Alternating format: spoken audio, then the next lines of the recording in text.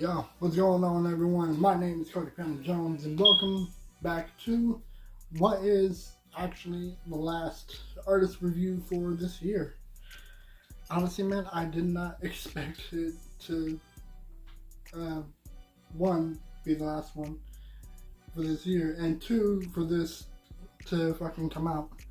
But, honestly, man, I've really been very interested in this artist review because the newest album just came out. Everyone's talking about it, and apparently it even caught a lot of people by surprise how it just randomly fucking popped up in everyone's radar.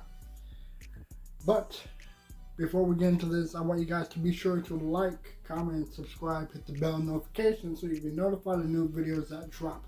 Because apparently I drop videos 3 times a week, sometimes even 4 times a week, or even 5, depending on how much I can really upload per week, because unfortunately I can't fucking stop recording, even if I try to, because unfortunately I don't take breaks. I just keep fucking recording every goddamn day. Well, maybe not every day, but almost practically every fucking day. I seriously need a break, but I can't stop. The numbers have to keep growing. The numbers have to keep going.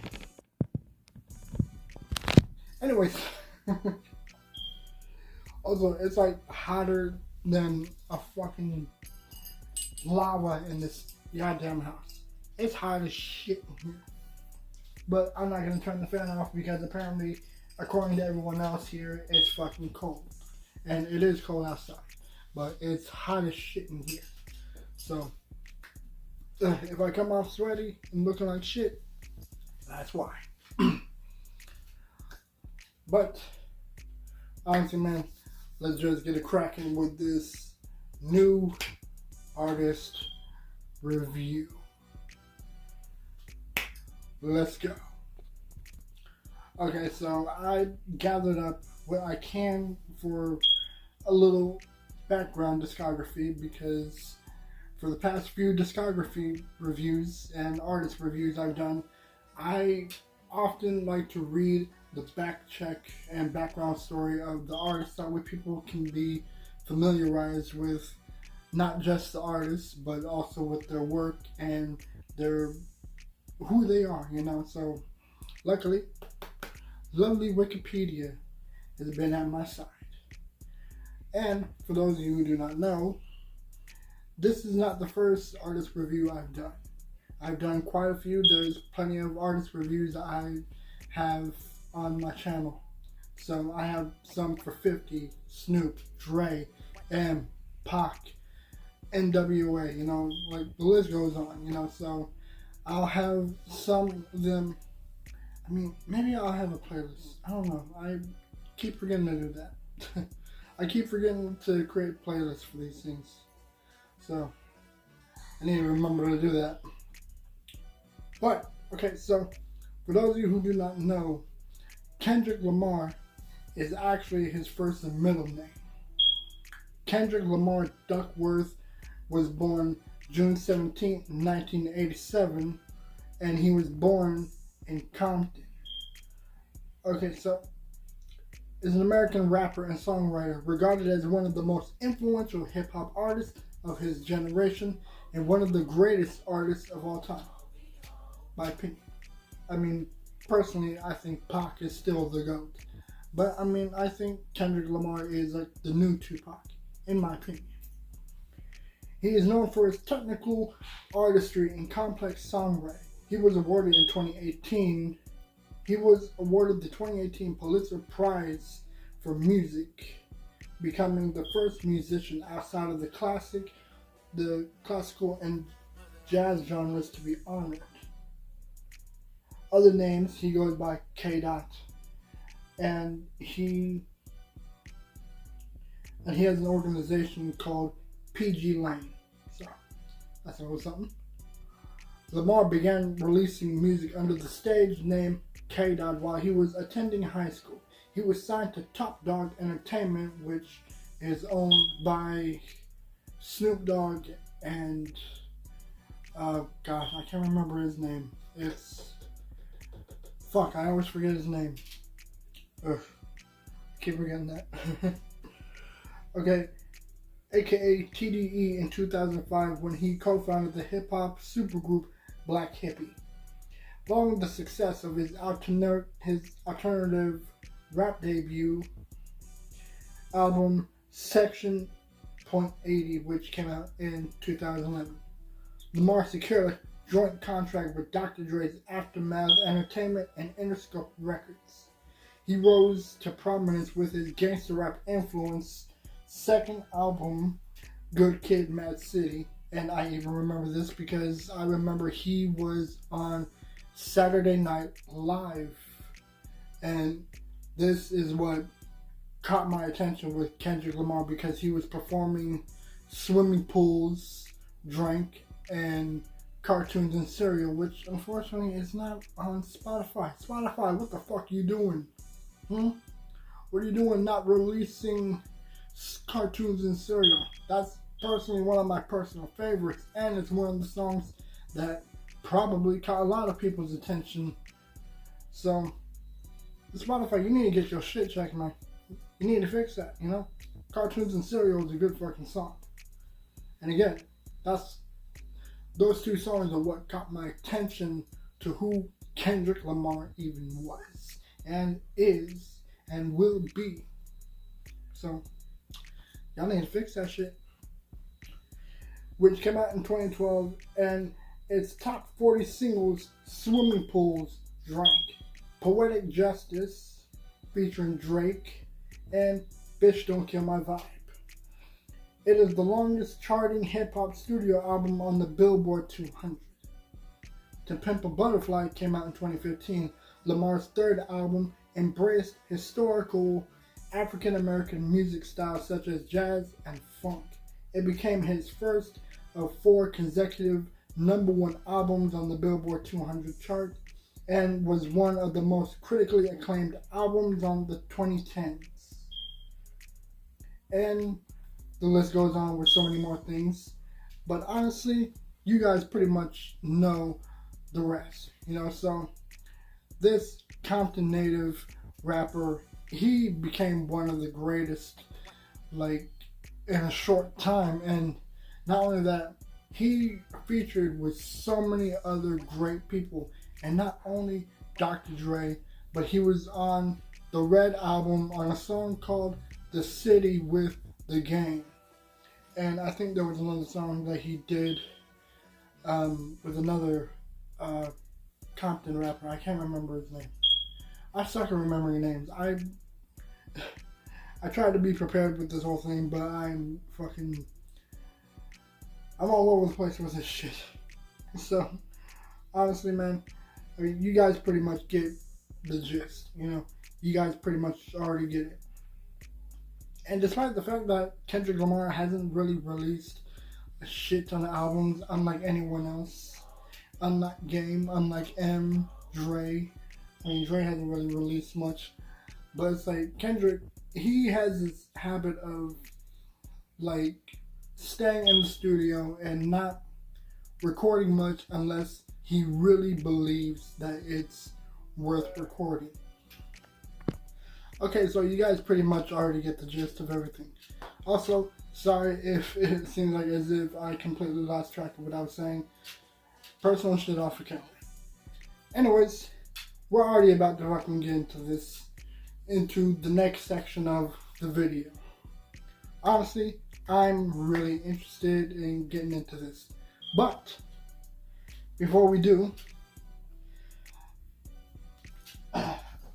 I just want to say something real quick. This video is sponsored by Rogue Energy. RogueEnergy.com. If you guys do not know what Rogue Energy is, it is a energy brand, an energy mix, and it comes in 3 different forms. It comes in little packets, in little tubs of powder that you mix, and it comes in canned drinks. So honestly, I just want to say thank you, Rogue Energy, for sponsoring this video. You guys are amazing. I fucking love y'all. And also, I love Poggers as well because they were the first brand to hit me up and to hire me as a sponsor. But I'm not gonna like sponsor one brand. I mean, there's so many other brands I can team up with, and Rogue Energy is most certainly one of them. That's most certainly one of them. Why so serious? Okay, sorry. I was watching Dark Knight earlier.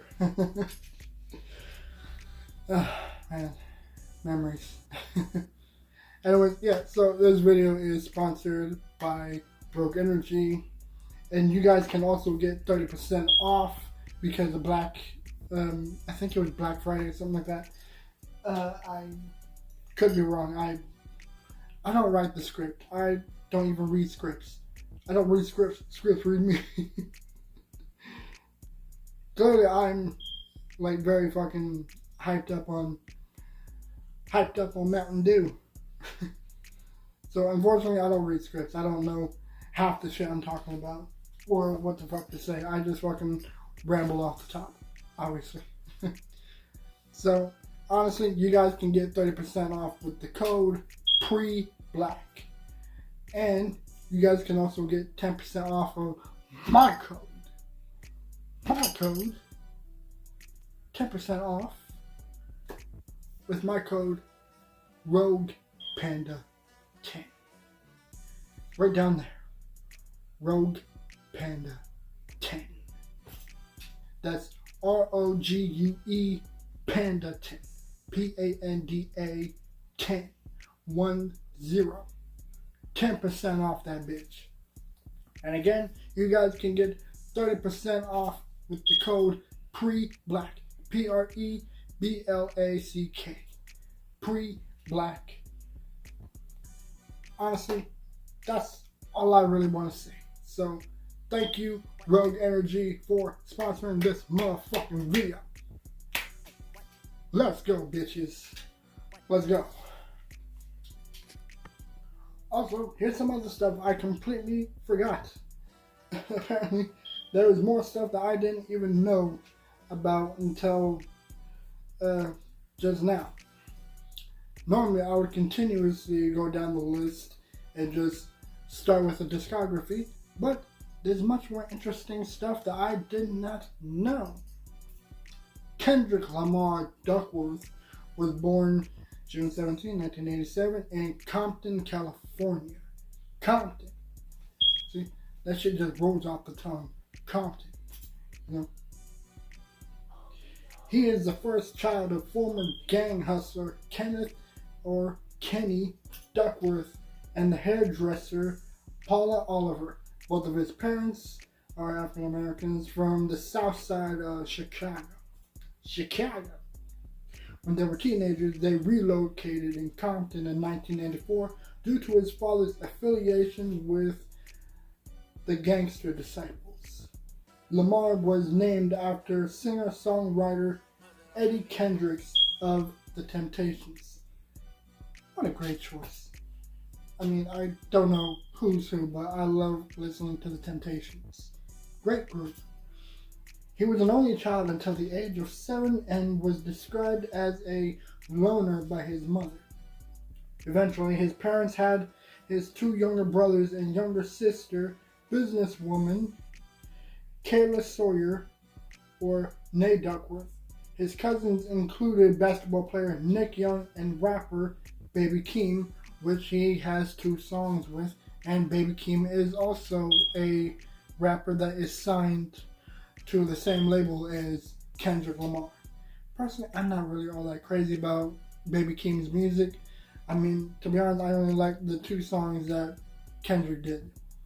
Not that I don't care for his brother or his cousin's music, it's just, I don't know, just the style of his sound. It was, I don't know, I mean, maybe I'm just being, like, I don't know, I guess I just didn't really go in with, like, I guess I just went into his music with high expectations, thinking that they'll both sound the same. But it's like, I don't know. Maybe I'm just not really appreciating Baby Keem's music with an open mind, which is not really fair. On both me as a listener of music and hip hop, but also on him as a professional artist. So clearly that's not fair on my behalf. So next time I get a chance, I will re-listen and approach his music with a different set of ears. So hopefully my opinion will change after I listen. Lamar and his family lived in Section 8 housing, were reliant on welfare and food stamps, and experienced homelessness, which explains why his album is called Section 8. That makes so much sense now. Although he is not a member of a particular gang, he grew up with close affiliates of the West Side Pyrus. And for those of you who do not know what Pyrus are Bloods. So, just helping y'all catch up and understand. Despite suffering the hardships, Lamar remembered having good memories of his childhood that sparked his interest in hip-hop music, such as sneaking into his parents' house parties, and he was raised secular. Although he occasionally attended church services and was taught the Bible by his grandmother, he felt spiritually unsatisfied as a child due to the empty and one-sided nature of the sermons. After hearing a recording of his voice for the first time, Lamar became interested in rapping. He was introduced to police brutality after experiencing the first day of the 1992 LA riots, which happened because of the beating of Rodney King, which was like one of the most craziest moments of LA, where all of Los Angeles completely lost its shit. It's like LA was completely on fire. Everyone was losing their shit. Gangs were teaming up together, rioting together, and standing together against the police brutalities. And obviously, the LA riots was one of the most dramatic and most notorious moments that happened in California history. And again, it is completely fucked up and terrible, because even though there's recordings of Rodney King being beaten brutally and horribly, to a point of disfigurement, if I remember correctly. I apologize if I got that wrong. But what made the outrage of it even more worse was the fact that the police were let off and charges were dropped. It's like they got away with it, and that absolutely made LA erupt enormously. It's like there was protests, there was riots, there was destruction, there was lots of deaths, and a lot of bodies piling up. It's like it was as if LA just became a complete riotous battlefield of LA versus the police department. And believe me, it's still one of the most notorious things to remember. Personally, I wasn't born around the time, but I know about it. I know about it, learned about it by choice, and it was fucked up. It's like, again, I know a lot about this stuff because I do my research. I do learn a lot of things, even things that are not taught in school. And honestly, it was just a terrible, terrible year. 1992 was just, like I said, it was just fucking terrible, But again, it's all because of what happened. So, when he was 5 years old, he witnessed a murder for the first time while sitting outside of his apartment unit as a teenage drug dealer was killed in a drive-by shooting. It done something to me right then and there, Lamar later admitted to NPR Music. It let me know that this is not only something that I'm looking at, but it's something that maybe I have to get used to. His parents nicknamed him Man Man due to his precocious behavior, although he confessed it put a stigma on the idea of me reacting as a kid sometimes. I would hurt myself and they would expect me not to cry. In school, Lamar was a quiet and observant student who excelled academically and had a noticeable stutter. His first grade teacher, Robert E. McNair Elementary, encouraged him to become a writer after she heard him use the word audacity. As a 7th grade student in Vanguard Learning Center, Lamar was introduced to poetry by his English teacher, Regis Inge. I apologize if I'm pronouncing it wrong. Inge integrated the literary form into his curricula as a response to the growing racial tensions among his students. Okay, so it's like after everything that he's been through, all the stuff that he's dealt with over the years, it's like everything that happened was just all really, like, he really had a fucking troublesome childhood. Now, I could go into all this and read everything else, but I'm sure you guys just want me to get into the music and album reviews. So, honestly, if you guys want to read more of this, I'll leave a link to it, maybe, if you guys are interested in that. But honestly, man, despite the shit that he's been through, it is amazing that even at a young age, he was just gifted and intelligent, even for a young age. And as he even mentioned, he was inspired by NWA. He was inspired by the song Fuck the Police and Straight Outta Compton. Like, he said that it really connected to him. Like, it really felt like as if something that he could really latch onto and understand. Like, yeah, I know exactly what you're talking about. I feel the same way. I mean, I'm born here and I feel the same way. So NWA became like the biggest musical connection that Kendrick Lamar felt attached to. And over the years, he got a lot more attention. He got a lot more interest in music and poetry, including from other historical musical legends, you know, such as Tupac, such as Eazy-E, such as Cube. I mean, Kendrick Lamar and Ice Cube and the rest of NWA, without Eazy-E, unfortunately, all of them like had a little interview together before the release of the movie Straight Outta Compton.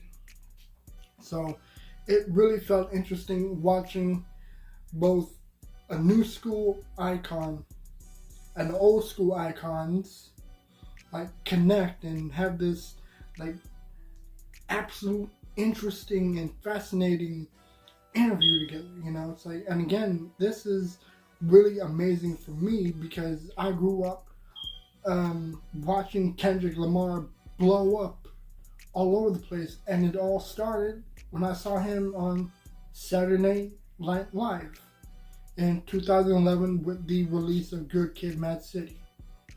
I became a fan from that day when he blew up, and it really amazes me that all the way up to now, he is becoming something much larger. And I even did a live stream review in reaction to his most recent album, which unfortunately did not save. Oops. But honestly, man, to see Kendrick Lamar become something this huge and this great, it really amazes me. So, honestly, let's just get into it, shall we? We're already about to start it with his first album that ever came out, Section .80, which came out in 2011. honestly, I'm not really all that familiar with this album. I mean, I do recall some songs on it. Let's see what I can find. Okay, so there was the song called Fuck Your Ethnicity, which I don't even recall. I do not remember a whole lot from this album. But I do recall hearing ADHD. I do recall hearing Poor Man's Dreams. Cushion Corinthians, I definitely remember that one. And Blow My High, Members Only. It's like those songs and High Power. Those songs I most certainly remember. And honestly, from what I do remember that this album was actually pretty decent. So I would say that Section .80 is, by personal opinion, I'd say, again, by personal opinion, I mean, it's been years since I've heard it, but I'd say that it is a 7. An easy 7. Good Kid, Mad City, again, first debut album, absolutely blew up all over the place. Like, it seriously became one of the most, like, well-known albums to ever be released by Kendrick Lamar. And honestly, man, it is, in my personal opinion, like, the best song that he's released. Album that he's released at the time. Bitch Don't Kill My Vibe featuring Drake was amazing. Backseat Freestyle, that one was pretty dope. I really liked it. Money Trees featuring J-Rock. This one was really cool because, like, the first time I even remember hearing J-Rock was when he and Kendrick Lamar collabed. And I thought it was really dope. Poetic Justice. Okay, so I got the other song wrong. Sorry. Drake was not on Bitch Don't Kill My Vibe. Drake was on Poetic Justice, which was also really a great song. Mad City featuring Compton legend MC8. That one was a personal favorite to me. Swimming Pools, Drink, extended version. I love the extended version. And off of the deluxe, there is The Recipe featuring Dr. Dre, which is another personal favorite. This song is just absolutely dope. It's fucking fire. I loved this one. And then there was the Swimming Pools single version. And then there was Swimming Pools Black Hippie remix featuring his group Black Hippie. And then The Recipe featuring Black Hippie and Bitch Don't Kill My Vibe remix featuring Jay-Z, and international remix with Emily Sande. So honestly, Good Kid, Mad City is an absolute fucking legendary album by popular opinion. You know, it's like, it is just one of the most well-known albums that ever came out. 10 out of 10 in my opinion. To Pimp a Butterfly, this one, I would say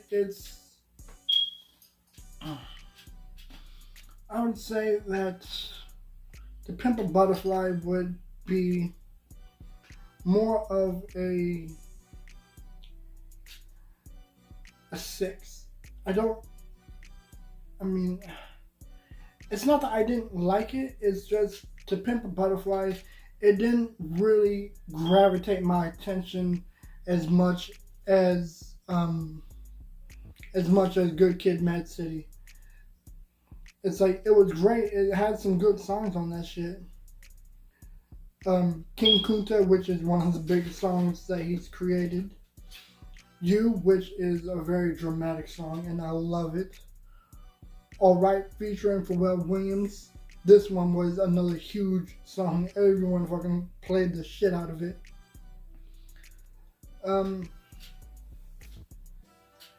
I think How Much a Dollar Costs featuring James Fauntleroy and Ronald Isley from the Isley Brothers. This one was a very interesting song, and it was good. You know, especially having someone like Ron Isley feature on it. It's legendary. I and Mortal Man, these ones were good too. Don't really remember Mortal Man all that much. Not like I remember the other ones, but it's still, To Pimp a Butterfly is still enjoyable. But in my opinion, I give it a 6. Damn, which came out in 2017. That was when I moved here to El Paso, and honestly, man, Damn was a fucking 10 out of 10 because there were so many fucking songs, and he even got like a Pulitzer Prize for this album. And not only that, he had a bunch of fucking great songs on this, like DNA, Element, Loyalty featuring Rihanna, Pride, Humble, Lust, Fear, God, and Duckworth. This album is a straight fire 10 out of 10. Fucking, this album skyrocketed all over the place. It was great, and in my opinion, it absolutely became legendary. And then with the, okay, yeah, I remember this one. I even did a review for this album that came out in 2022, and this one was like after people thought like, oh, he hasn't dropped anything in a long time. Where's Kendrick Lamar? We haven't heard anything from him in so long. And then 2022 came out, Mr. Morale and the Big Steppers.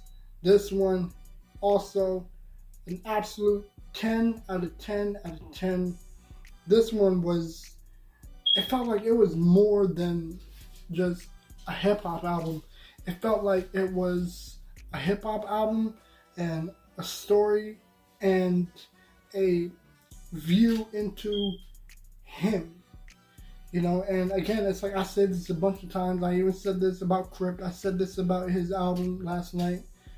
This album is unique. It is special because you get a perspective and a point of view of not only who Kendrick Lamar is, but you get to like see everything from his perspective, his emotions, his fears, his pain, his everything, you know. So Mr. Morale and the Big Steppers, this one was fucking legendary. Untitled, or no, not Untitled, United in Grief, N95, Worldwide Steppers, Die Hard with Blast and Amanda Reefer, Father Time, Rich Spirit, which one was pretty decent. I actually liked it. We Cry Together. This one was very interesting. And that was on the Big Steppers disc. And then the Mr. Morale side. So it's like this album was like a double disc album. And you get to hear the Mr. Morale disc with songs such as Count Me Out, Crown, Silent Hill, Savior featuring Baby Keem and Sam Dew, Auntie's Diaries, Mr. Morale with Tana Leon, Mother I Sober featuring Beth Gibbons, Mirror, and then one of the biggest songs and music videos and singles to ever drop, The Heart Part 5, which in my opinion is the best single that he's ever released in his entire discography. Because this one was done so perfectly, so personally and intimately, and it really spoke to a whole lot of people, you know, because he's rapping as Kendrick Lamar, but he's also rapping in the like perspectives and point of views of like all the people that he showed, like Will Smith, Jussie Smollett, O.J. Simpson, Kanye, Kobe Bryant, Nipsey Hussle. It's like he was talking through their point of views and perspectives, and like he embodied them lyrically and became them through AI, obviously, and the whole thing was just absolutely fucking emotionally, tear-jerkingly great. And I personally think The Heart Part 5 is a masterpiece. This album is absolutely like amazing. Honestly. Okay, so we finally arrived to the last album review. To the last review of this Kendrick Lamar album. This one just came out yesterday, as I mentioned earlier in the beginning of this video. GNX. This came out yesterday. And I gotta tell you, man, this one fucking blew all expectations. I absolutely enjoyed everything about this album. There was just one song I didn't fucking like. There was just one song I didn't fucking like, man. It was ass. It was shit. It was dick. It was dick, cheddar, and ass, and piss smothered all over into one big mess. Oh yeah, maybe I went a bit far. But honestly, man, it's like this song was just not it at all. Like, I fucking went off camera during the stream and I said, no, this ain't it. No, God, no. I was not feeling anything about that song. But honestly, everything else about this album was absolutely expectatingly, like, as expectations go. This one was it. This was it. And this is the Kendrick Lamar I liked. And honestly, it really had that same Mr. Morale sound, but sprinkled with a little bit of Not Like Us kind of vibe to it. You know, including with songs such as Whacked Out Murals, which was the first song, and it is fucking fire. Squabble Up. This one was good. And this was even like a little snippet teaser for the Not Like Us video. It's like it showed, or it played a few seconds of it and then went to Not Like Us. But I think that was a little jab at Drake because of how he like played a little snippet of one song and then went to the next song. So I think that's why he did it. Luther featuring SZA, which I had no idea was even on this, because as I looked through the track list on Spotify, no fucking features were shown. Not one name other than Kendrick was shown. But I liked it. I loved it. Man at the Garden, great. Hey Now featuring Dottie Six, great. Reincarnated, which had the beat from Tupac's Made Niggas single. That one was amazing. Loved it. And in my opinion, I think Reincarnated was a song that was, like, again, him speaking in the perspectives of his parents, I think, maybe. I could be wrong. I was trying to figure it out what perspectives he was rapping in on Reincarnated. It was great though. I loved it. TV Off featuring Lefty Gunplay. This one was dope. Dr. Blue featuring Wally the Sensei, Roddy Ricch, and Sadie 7X, I think. I don't really know how to say that name. I don't know how to say it. Siete 7X. I don't know if I'm saying it right. Peekaboo featuring AZ Chike. I think, again, I'm sorry if I'm butchering all these fucking names. I mean, you guys can check out all the fucking track lists and stuff on Wikipedia. The Heart Part 6. Loved it. Loved the chorus. Loved the song. Loved the single. Or not the single. The verses on the song. The hook. The beat. The stories. The Heart Part 6 is just another great fucking single that he's released, and I loved every bit of it. GNX. Again, fucking hated it. It was absolute ass. Didn't like it. GNX was not the song I liked. It was doo-doo. It was just not what I wanted, not what I liked. This whole 2-hour stream was fun until that song played. It was not the one for me. I tried giving it a chance. I tried listening, but it was so difficult to enjoy that song. There was not one thing I liked about it.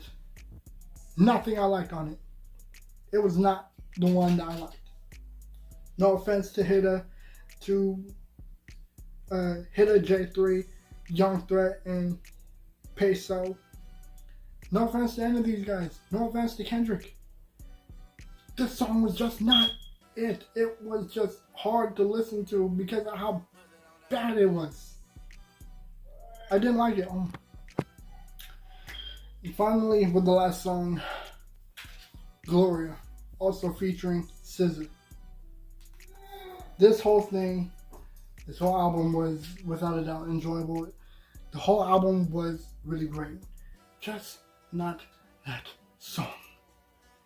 It was not enjoyable. I tried it. I tried to enjoy it. It was hard to enjoy it. But other than that, I hope you guys enjoyed this artist review. Again, this is the last one for 2024. Hope you guys enjoyed it. Let me know what you guys think in the comments down below. Let me know your opinions on these albums and if you want me to continue doing these artist reviews because they're fun. But let me know what you guys think in the comments down below. And I'll see you guys in the next video. I'm out. Peace.